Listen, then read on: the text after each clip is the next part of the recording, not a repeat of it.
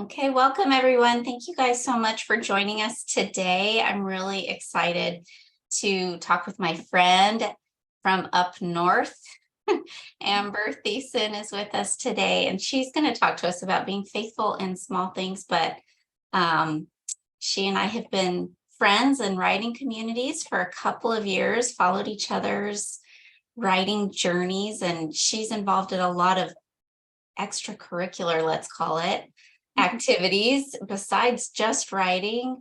But I'll let her kind of tell us a little bit more about her life up in Canada, and tell us, Amber, a little bit about you, your family, what you do, and kind of how that intersects with your writing life as well. hmm All right. So I'm a mom of three. So I've got girl, boy, girl. Their ages 11, 9, and 6. My husband, he's around as well. We've been married for 18 years. My training is in nursing. So I've been a nurse for, since I graduated from university in 2005. So it's almost 20 years, which is kind of crazy to think. And so most of my career nursing wise has been in the ER, ICU. And then we kind of in the last couple of years, since moving back to Canada, then I am getting my master's in counseling. And so I have been doing more specializing with mental health crises. And so I see people in the ER who are going through mental health crises and try and help them navigate those situations, which are often, very difficult and challenging. And so my training for my master's has been a good fit for this role as a nurse. And so that's been exciting. So Yeah, tell us about your master's efforts and how and what you're studying and why. Yeah, so we actually were in Africa, Tanzania. We were doing a church planting team there, and we had some really, really good years there. When we came back, there was just some traumatic situations that had kind of happened, and so we were actually involved in some counseling that way. So that got me interested in the field of counseling, and then I started doing my master's, but just doing it part time. So I work part time, and then I do my coursework part time as well. So yeah, and then that's actually this year when I'm going to complete it. So I'm doing it at Providence Theological Seminary. So it's a seminary program, which has been a blessing to be able to study counseling in terms of a Christian context. And so it's been a very good experience that way for sure. So you not only write, which Amber is just one of the most consistently present writers I know, but working full time, going to school part time, raising 3 kids, like you're doing it all, girl. That's Yeah, exciting. lots of things. It's true. Yes, For better, sometimes for worse. It's definitely a balance. That's for sure. that's right. How long? I mean, you mentioned church planting as well, but when did your whole writing career start, and like how has that kind of changed over the years? Yeah, I think with kind of similar to other people too, right? As a kid, I always loved actually writing stories. And then as a teenager, just going to camp, journaling became a really big thing for me. And so I think I actually have some journals from when I was a teenager. I have not read them yet. But I come from a line also of journalers. My grandma, she has I don't know if you know those 5-year journals where it's got every day of the year, and then you go through and you kind of write it. It's small, so you don't have like a lot of space to write, but she's done that for years. And so every year you go back and you're on the same date and you kind of reflect on what happened the year before. Anyways. Oh, interesting. So it's really neat. So with journaling and that kind of thing, I'd always enjoyed writing. When we went overseas, it was a part of just raising support. When you've got people who are supporting you, churches and family, it's like we started writing newsletters. Well, I should say I did. My husband wasn't really interested in doing that. And so then, just to connect with our supporters back at home, to just keep people in touch with what's going on with our life and with what life was like for us in living in the bush in Africa. So it's often something hard to understand when you're not there. And so, you kind of do your best to tell stories and paint pictures of what life looks like there. So we did that. Wrote them monthly while we were overseas, just to keep in touch with people. Um, and so that's kind of where, like, I just kind of enjoyed writing. There were some missionaries who had blogs, and so it was kind of on the back of my mind a little bit. We came home from Africa, and I was pregnant with our third, so our little girl, and she was born, and eventually she got really sick when she was like 6 months old. And so we were in hospital for a long time. She almost passed away. It was really, really traumatic, super scary. She was diagnosed with an immune deficiency. So first we were in hospital. She had pneumonia that wasn't getting better, and it got really bad. She was on a ventilator and she had to be for like 3 weeks. Mhm. And then, by the grace of God, he healed her, and she started gaining more strength, but she didn't quite recover fully. And I think I was feeling just antsy as a mom, because the hospital here is not where in our hometown. So it's in the city 2 hours away. And so I just told the team, I'm like, I'm a nurse, like I can take care of her at home. Maybe it's just time for us to go home. And then they were, well, okay, maybe we'll let you go home. But she was still kind of like still sick, still using oxygen. And then they had some specialists come in to just check things out again. And then they found out that she had an immune deficiency, which required a bone marrow transplant. So, 3 months later, we went through transplant and everything went really well. And then we were able to go home, and, but then we were in isolation and all those things for like a year. We were driving to the city twice a week for appointments. So it was a big journey, and it was, it was a lot for still having like young kids, and adjusting to life back in Canada was really challenging at that time as well. My husband was going into pastoral ministry. And so after about a year, I don't even remember really what kind of tweaked it. I don't know if I had a friend who started a blog or something, but all of a sudden I thought, maybe writing would be a good way for me to kind of process what happened. Just with everything that happened, because we had so many people praying for us and involved in our lives at that time. But there were so many things that, you couldn't keep everybody in touch with. And it was like, what the work that God was doing in me and in our family and in our lives, I thought would be just helpful for people to share who were walking alongside us. And so that's when I started my blog, and used it primarily just as a way to like kind of reflect and write. And then it just kind of evolved into some other things. I think I enjoyed writing. I enjoyed reading. That was the other thing. And so I started doing some book reviews. I started writing about other topics. And then, I guess then the blog was born. Yeah. And so I remember, I think it was last year, you mentioned or posted that it was your 500th blog post. And I was like, whoa. I went back and checked mine, and I had been doing it since 2019, and I had just topped that 100 mark. So it took me several years to get that far. You've been posting several times a week. When did you start that? Do you remember the year when you started your website and blog? Yeah, I think it was 2018. 2018. Mm-hmm. Yeah. And you post several, I know you've been studying and doing some finals of late, but pretty consistently, Amber's posting a couple times a week, it seems, right? Yeah, my goal, okay, so I'll say past tense, but like my goal had been 3 times a week.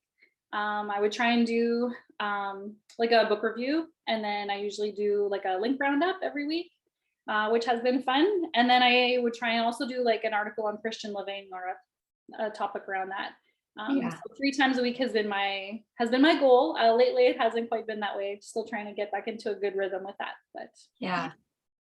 Well, let's talk a little bit about this word faithfulness and kind of the theme of your week in a lot of ways.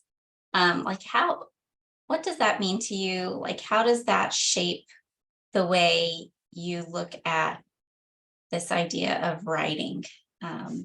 And also integrating all the other real life things that you're living through, blogging through, dealing with some really hard things at home, and dealing with a sick child, and all of those things. How does faithfulness play into that? mm-hmm. I think God has used the idea of faithfulness in my life a lot through our years as missionaries.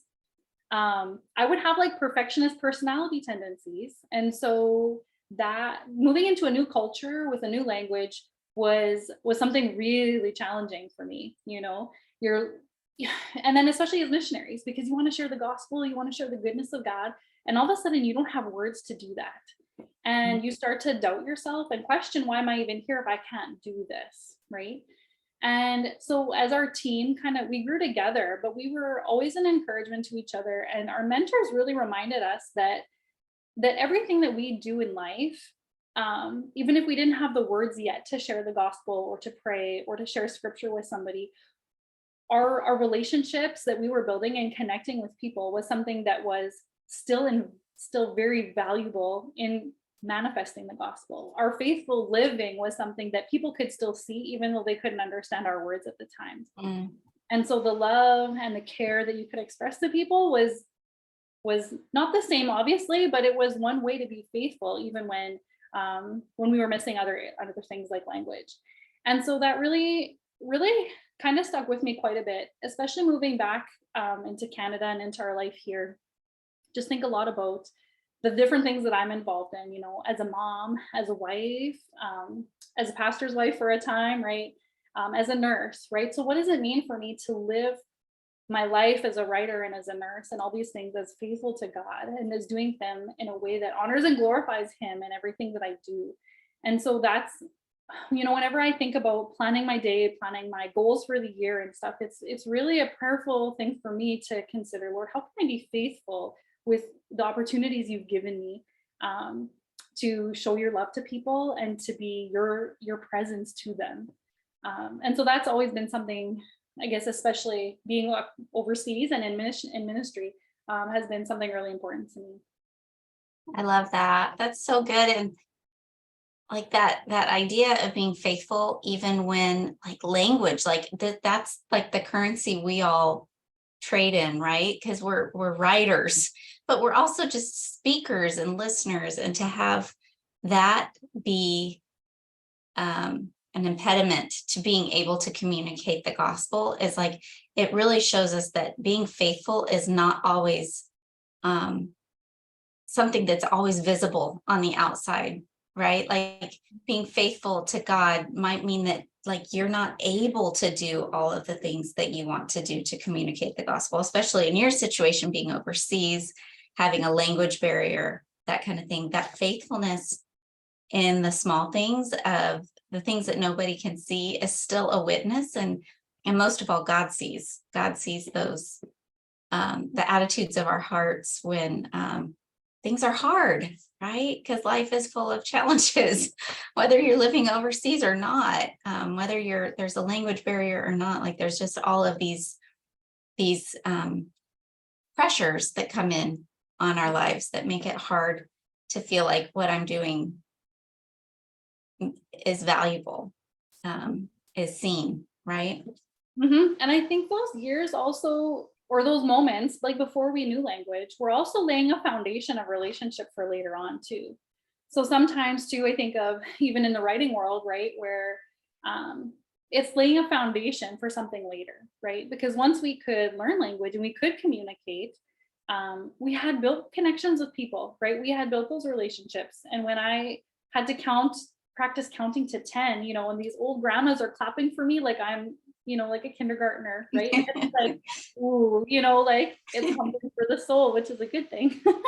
But, you know, it's those same grandmas that you would sit down and have conversations with and share the love of God with. And so it's definitely, even when we can't do those things, there's still things that God is doing in our lives, irregardless, right?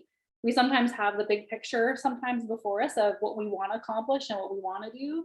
And then there's also this time that God gives us right now where it's like, okay, this is the season that I'm in right now. And I just need to trust that God is doing something here. Absolutely. So I was telling Amber this morning before we got on this call that I had been reading this morning in the book of Zechariah, and which I haven't read Zechariah in ages. I kind of am like refamiliarizing myself with this entire book. But Zechariah has this vision, a series of visions he doesn't understand what they all mean. And the angel of the Lord explains to him that that he was laying this foundation for this new temple, and the new temple in many ways was a lesser version of the original temple, Solomon's temple. And so a lot of the Israelites were almost in mourning, right? Because the temple wasn't what they had remembered. This was like a 2.0 version that wasn't as good. And the Lord says to Zechariah in chapter 4, verse 10, he says, "For who has despised the day of small things? For these 7 rejoice to see the plumb line in the hand of Zerubbabel. They are the eyes of the Lord, which scan to and fro throughout the whole earth." And the point of that was that God was pleased with the small things, even though it looked different to man on the outside. It was almost disappointing, but the idea was, don't despise the small things, because God is pleased in the small things. And I thought, oh my gosh, this is what we're talking about today on the gathering. I have to share. And I've heard that verse before, and not in that context. But like, how does that play into like the life of the writer, of not despising the day of small things, maybe helping us set our expectations for the foundation that you said earlier that God is laying? Like, how can we think differently about that? I think it goes back to thinking on the foundation of what God is doing in the small things when we have them, and the opportunities he's given us. I think, for me, I've been writing a long time, but I still have a small audience. Like my subscribers and my like blog visits, they're still small, and sometimes, I can look at that and be like, oh, I've blogged all this time and oh, my audience is so small, right? And then you can doubt what you're doing and all that kind of thing. But then sometimes I think about it and it's like, well, what has God been doing in my life and in the life of others, through my writing? And I think about, again, my perfectionism sometimes. And it's like, clicking publish every time is hard, and every time that you click, it's like, you know what? I have prayed for my words. I have, wrestled with this, and I'm still wrestling maybe with something before the Lord. But when I click publish, I'm gonna let him do his thing and trust what he's doing in it, I mean, also because I'm involved in more than one thing, I also have to be content a little bit too, right? That, okay, so I haven't had the time or opportunity to invest maybe as much as I would have liked to, wish to, dream to, whichever it is, right? And so there is also that spirit of contentness too, that I also have to be mindful of and pray for, with the Lord's help too. And recognizing it's doing something in me too, and in my own formation and my own discipline. And so just trusting God that that as I practice those things and as I keep writing, it's a skill, and it's one of those things we got to keep doing in order to get better, is one way of approaching it too, right? And so it is kind of just keeping on doing the things that the Lord has put before me. I mean, there's definitely been times when I have prayed and asked, Lord, is this too much? And what do I have to let go? Is writing something that I need to pull back from? And it was very interesting because after I prayed that, I forget which year it was, and all of a sudden there was like 3 posts in a row got shared, and all of a sudden there was like, oh, okay, so I guess the Lord is not done with my writing yet then. And so I guess sometimes there's that affirmation too of putting things before God to say, is this what you want to keep doing? And then at that time I had an affirmation, and it was like, okay, well, then I will do my best to be faithful in what you've had me to do. That's right. Yeah, I love thinking about that too, and just that it is so hard, I think, in this stage of writing to be like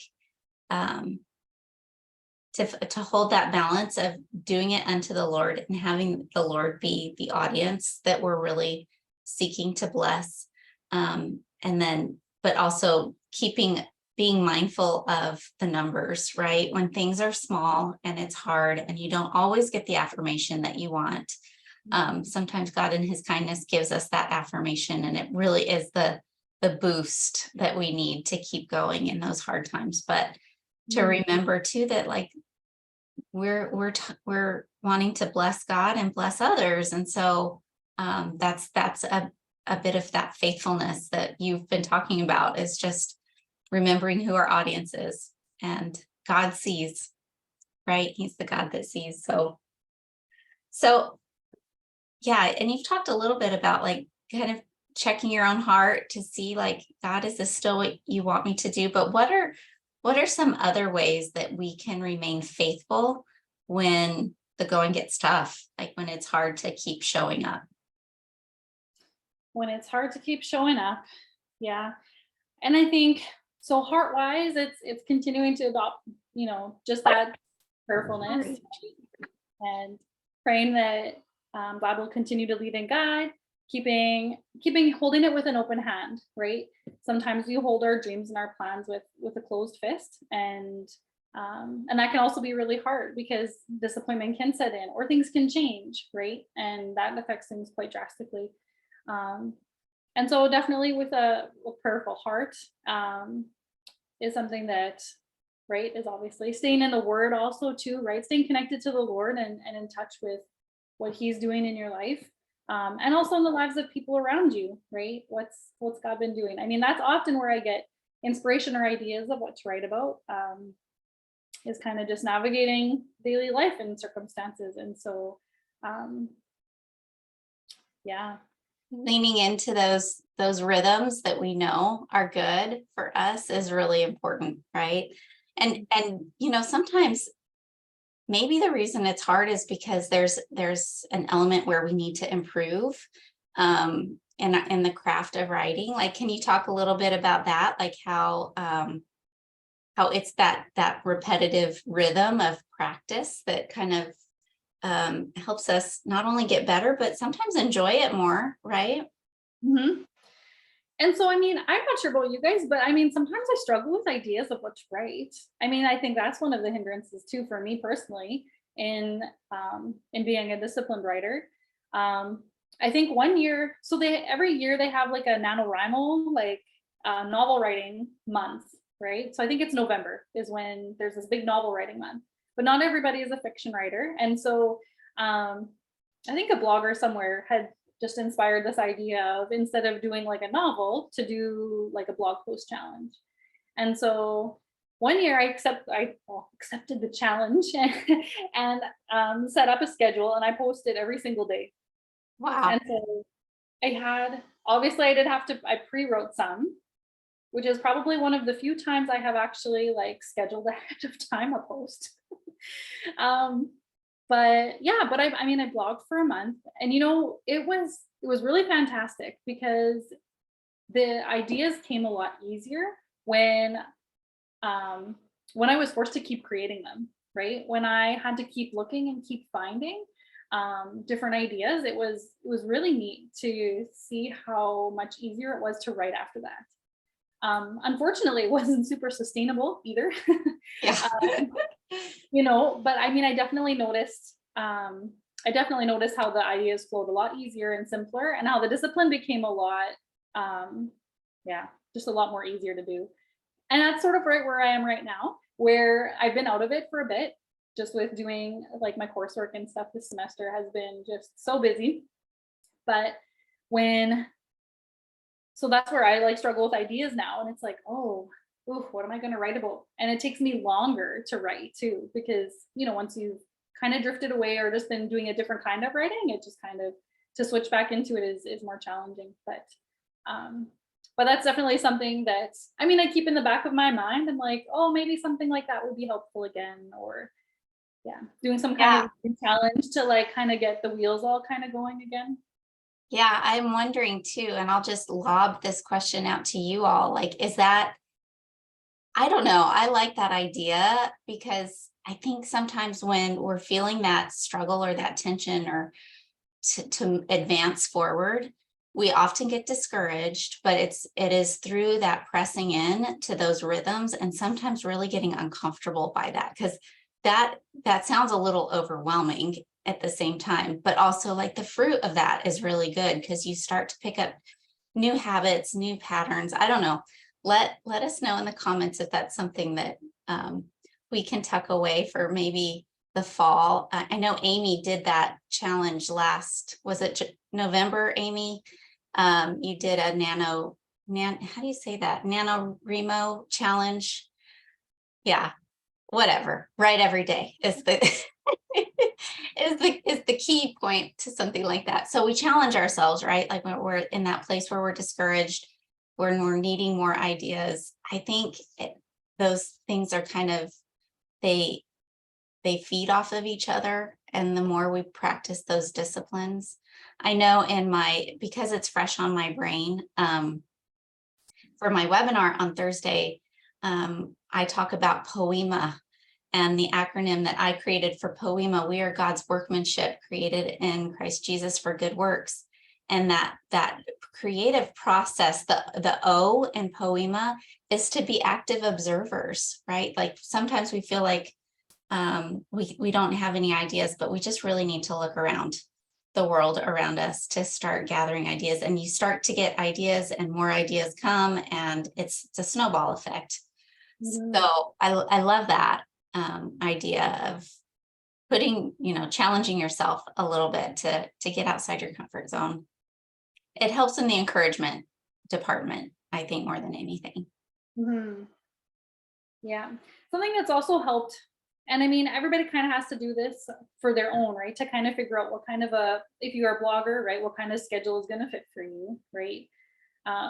Something that's helped me is also divvying up the topic or the type of post that I'm going to do. So when I do my link up on Fridays, it's something that I always know is coming, and then I prepare for, right? It's a little bit less something that I have to think about. It's something like, oh, I'm just going to do my link shares this week on Fridays, right? So it's always just something regular. If I do book reviews on Wednesday, I always kind of keep in touch. Okay, so which book am I going to review this week? And then I have my topic. So as much as I wrestle with ideas, right, those ones get a little bit easier. It's often the Monday post where it's like, okay, something Christian living, something that God has been doing in my life or the life of those around me. And so then it's like, ooh, and then it's so vast, right, that it's like, ooh, okay, so now I have to find something or think on something a little more. And so sometimes having like more specific topics, a little bit kind of like on Instagram, sometimes you have like days of the week where you post certain things or whatever, but even on a blog, that can be something that's helpful too. Yeah, and you've obviously established those rhythms of like knowing for yourself, you're going to do a link share on Friday and a book share. And by the way, you guys, Amber, I've asked her, like, I think more than once, do you read all these books like cover to cover? And she does. So she's faithful. And I'd be like, I skimmed it. It looked really good. But she's faithful even in that. So she's a good one to teach this class. But you've kind of worked those rhythms into your life, and you make time for those things. Yeah. So I did love that you asked me that, though, because that's been an interesting conversation in like the book reviewing world. I'm not sure, there was one like blog post that was shared like with the book review, and like the book hadn't come out yet, and then I guess someone had endorsed it but hadn't read the whole thing. So there was like lots. It's been a big topic of conversation now lately, and so it was like, oh no, I do, and I could never imagine doing a review on a book that I hadn't all the way read. I mean, obviously this was different because it's endorsements, but no. So when I do review them, I do read them. That's so good, though. That's the way it should be done, for sure. Yeah. So tell us a little bit about what you're going to be talking about on tomorrow, actually. Tomorrow, same time. What are you're talking about Coram Deo. What does that mean, and what are you going to talk about? All right, Coram Deo. It's, that's also been a term that has, along with faithfulness, right, has been something that's really shaped my life. It's a Latin term for all of us who don't know Latin, which is me too, but I'll borrow the term. That means in the presence of God. And so when we talk about living Coram Deo, we're talking about how are we going to live in the presence of God. And so we'll look at a little bit about some postures that we can adopt by living Coram Deo, and then some practices of living Coram Deo. So we'll kind of dive into those two, the heart and then a little bit of the art as well. Oh, perfect. Yeah, living before the face of God, right, is so, I mean, that is kind of the cousin of faithfulness, maybe not even a cousin, a sibling of being faithful is remembering that again, like even in our writing and in our living, it's all before the face of God. And that can help us, motivate us to stay and remain faithful in those things. So, Mhm. Yeah. well, If we want a story about that. So, I mean, living when my daughter was sick in the hospital, okay? So, right, in my spirit and in who I am as a follower of Jesus, right? To love the people around me and to look for opportunities of what God's going to do, right? My daughter, her name is Samara, which means God has protected. Okay. mm, So when we were pregnant in Africa, we thought we were going to miscarry. And so, God preserved her life and we didn't miscarry and we had her. But then she got sick, right? And again, God moved in a powerful way for her healing. Um, and it was just so significant that it was interesting because every week at the hospital, there would be a doctor or a housekeeper, the barista at the Starbucks. Someone would ask me, "Oh, Samara, that's an interesting name." And so they would ask me about her name, and it was really awesome because I had the opportunity to tell them how God had protected her life, and I could share the love of God with people at the hospital. And I mean, would I have named her that had I known what would all happen? Right? It's a scary question sometimes, right? Because God continues to protect her by His grace, and just the way that He worked in our lives and gave me those opportunities in the hospital to also just constantly remember that God has protected her. He's looking after us, and I'm here to be able to share that. And so, even in some of the toughest times in our life, God has just been gracious to give me opportunities to be able to share His love and share the gospel with people. And so, and that's what it's all about, right? It's about taking all of those things and turning it around to bless others and to be an evangelist for the work God has done in our mhm, lives. Like I think that is kind of the full picture, the full circle of that faithful life, of not missing the opportunities God gives you, even in the sovereignty of her name. How cool is that points to God's faithfulness in her life and yours as mom. mhm. So good.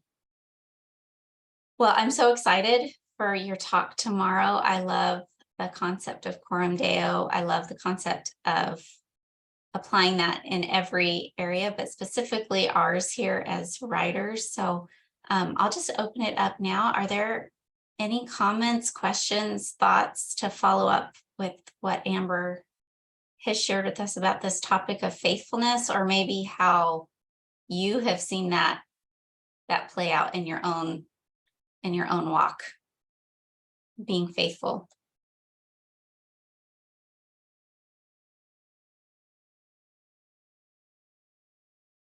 Space, are you at a point where you can just give word to what you just posted? Yeah, I'm in a season of life where I have a lot of big responsibilities. I just started teaching a Bible study for the first time in my life. Um, I mean, not that I haven't been teaching the Bible for years, but not as a group. Um, and it's an odd mix of people too. It's really interesting. I'm running a small business that I've been running for a long time, but this is now when my business starts to pick up for the summer, craft fair seasons and all that jazz. I just finished getting certified to teach fertility.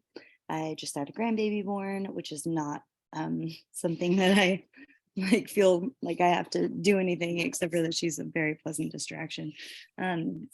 About to have another one, and I'm just trying to, like, I feel like I'm forgetting like half the things that, oh, I'm teaching one of these in like a couple weeks. So there's just a lot of stuff on my plate right now. And I am so ADD. Like I can't tell you how long, like, I'm so grateful that the Lord gave me the wisdom with my business not to let it grow too fast because I couldn't have handled it. And so I feel like my writing life is just kind of slipping in the cracks, like that I really am not even journaling. And that's not even like maintaining, like I'm just trying to do all the things that I'm responsible for. And I am being faithful with them and I'm grateful for that. And one of the things that I know is that I can't neglect my own personal Bible reading time just to like try to take care of like the like studying for teaching the Bible study or whatever. Like that would just be absolute folly. But I'm just wondering because I have a feeling knowing that you spin that many plates and have been for a long time and consistently do it where it's not even just like you're in a season of life where all of these things are on your plate, but that you actually like have maintained. I have a feeling that we probably have different personality types because of that, because I'm a very spontaneous person. Anyways, like I used to hitchhike the country. That's not something that normal people do unless they're spontaneous.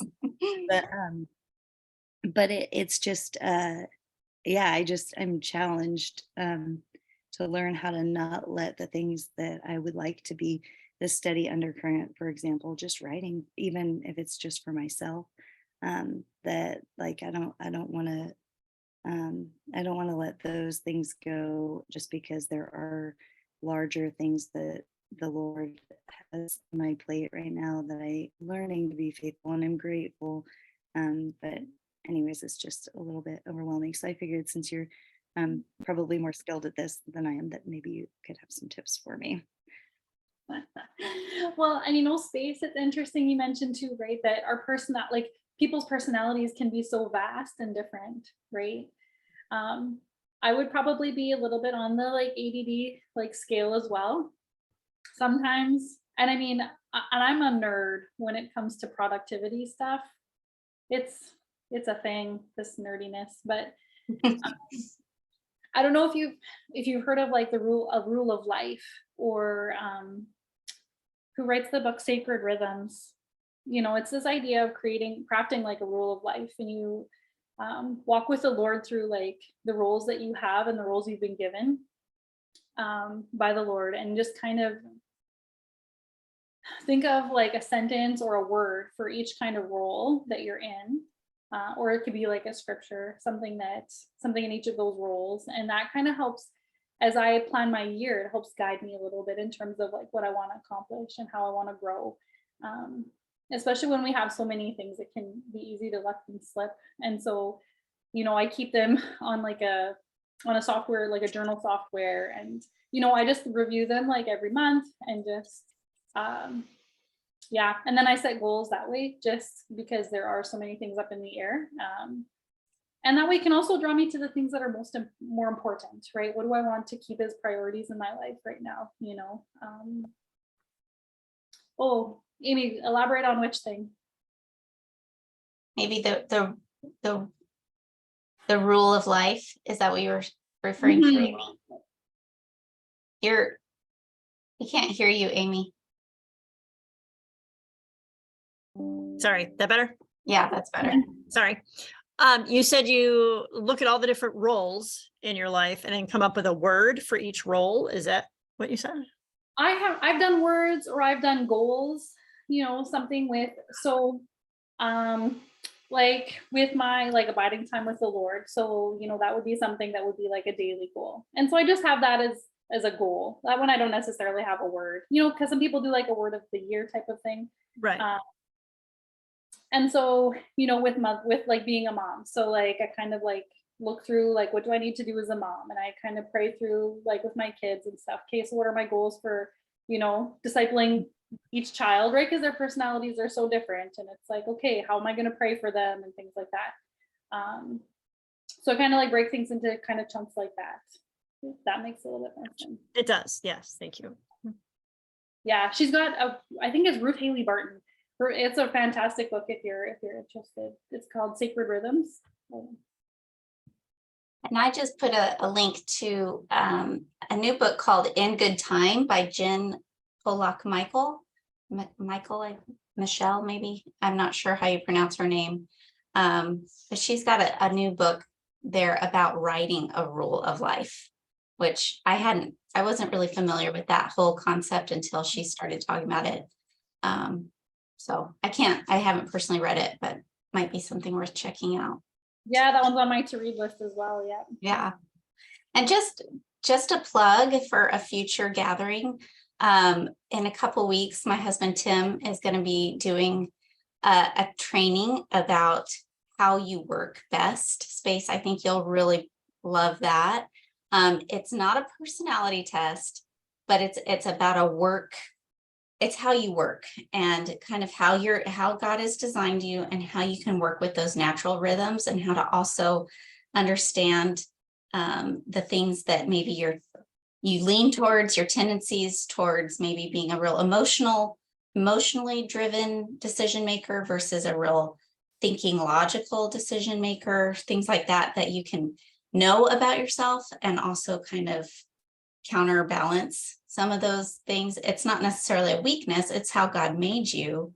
But knowing those things about ourselves is often half the battle, right? Where we're like, well, yeah, this is who I am, and this is how I respond to situations. This is how I work best.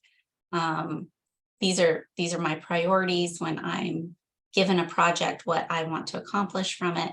So I'm kind of excited for you all to.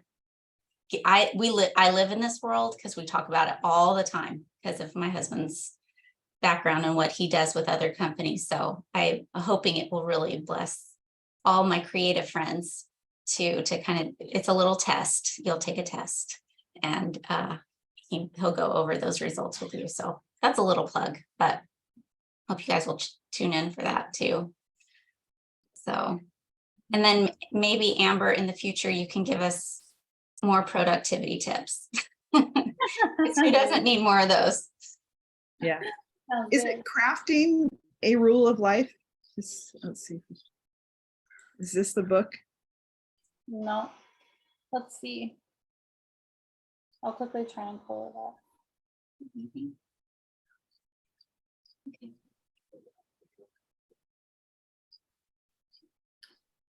Yeah, so it's called Sacred Rhythms, Arranging Our Lives for Spiritual Transformation. And who's the author?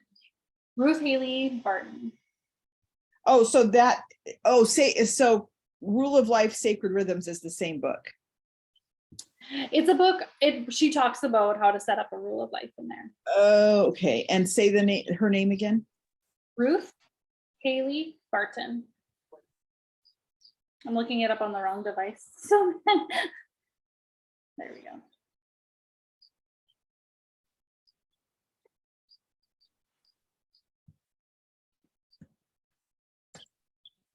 All right. Oh, sorry. Well, thank you guys so much for joining us here today. Amber, thank you for your wisdom, your reminders to us to be faithful in the small things and to just dedicate our work unto the Lord. And we're excited to hear more from you tomorrow. So, all right, y'all. Thank you for being here. Have a great day. You bet. See you guys.